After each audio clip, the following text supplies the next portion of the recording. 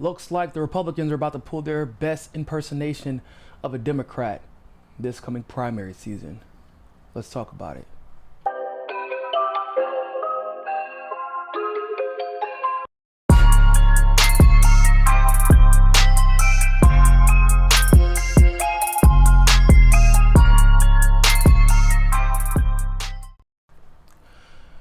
For those of you who have been paying attention for the last 4 to 6 years, you all remember that the Democrats cheated Bernie Sanders in the debates not once but twice. Unfortunately, Bernie Sanders was not the only victim of the Democrats'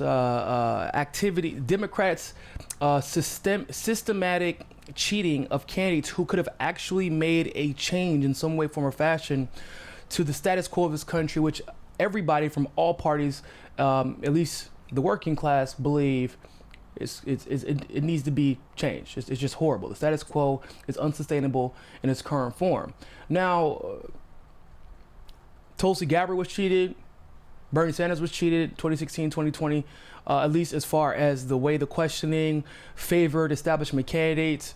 You had people like Andrew Yang weren't getting fair opportunity to speak. Marianne Williamson, same thing. So this is something that we saw in the Democratic Party. And if I recall, I remember Republicans, the GOP, especially Donald Trump, calling out the Democrats, saying that this is wrong. Even, people like Sean Hannity, Tucker Carlson, and others had Tulsi Gabbard on to discuss how corrupt the Democrats were behaving as far as these debate layouts were concerned. So this is just a little bit ironic, considering that the Republican Party has been so adamant about how the Democrats have not been fair when it comes to these debate formats, and allowing certain people to be platformed versus allowing others to not be platformed for arbitrary reasons. Because the Republicans have decided you have to sign a pledge to not participate in presidential commission sanctioned debates.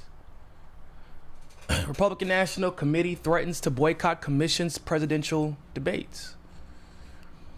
The Republican National Committee said Thursday it is planning a rules change that would force presidential candidates seeking the party's nomination to sign a pledge saying they will not participate in any debates sponsored by the Commission on Presidential Debates. If ultimately enacted and enforced, the move would fundamentally change the way presidential elections have been conducted in the country for more than 30 years. The threat is a culmination of years of tension between the RNC and the nonprofit that was exacerbated by former President Donald Trump, who repeatedly accused the commission of unfair treatment.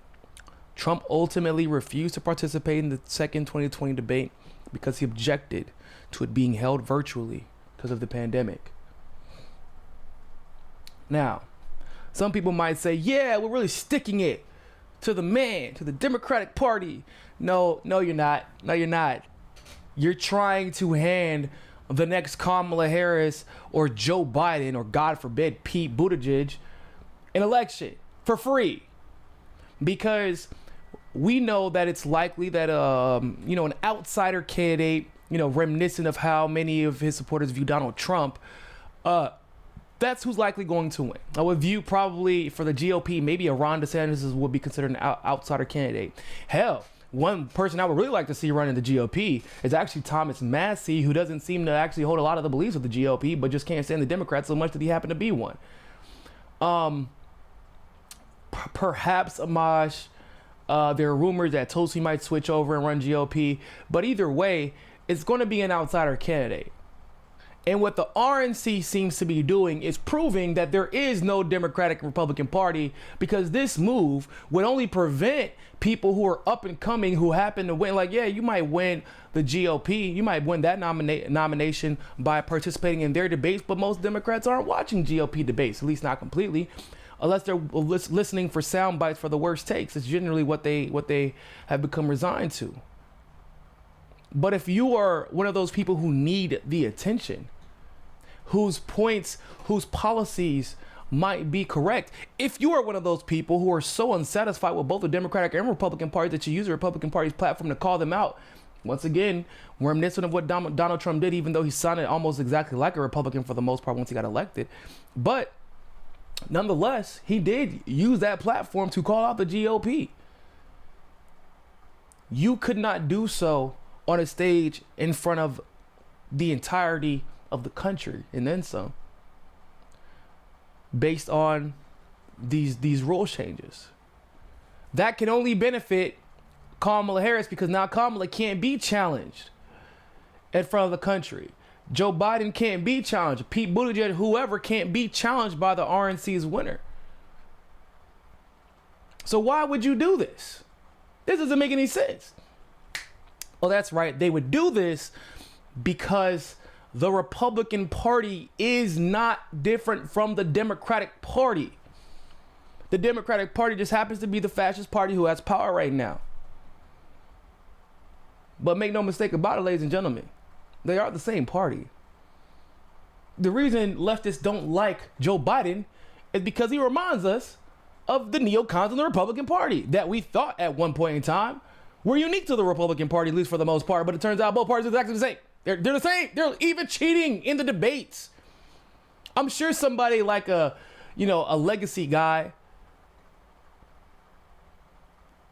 they would love this. Hell yeah, I get the chance to just not. And then let's be real, right? I know what the Republicans are really trying to do. They want to set up one of these legacy guys, right? They want to set up one of the legacy guys.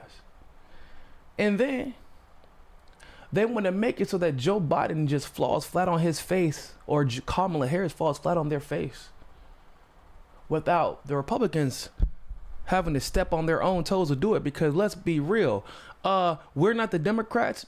It's not a solid policy platform when you're arguing in a debate.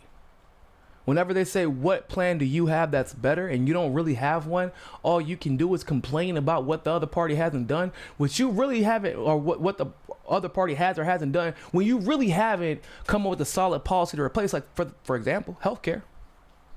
Do you really have a solid policy to replace what we don't have right now? No, you don't. But as long as you let Joe Biden fall flat on his face, nobody will ask. And if you don't show up to the stage, you can't get asked on the stage, right? The parties are the same, bro. And that's why I don't vote for either of them.